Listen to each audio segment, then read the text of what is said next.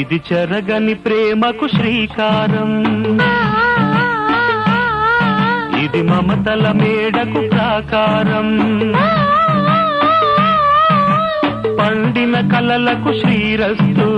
పసుపు కుంకుమకు శుభమస్తు, కనివిని ఎరుగని అనురాగానికి కలకాలం వైభోగమస్తు, కలకాలం వైభోగమస్తు. ఇది చెరగని ప్రేమకు శ్రీకారం,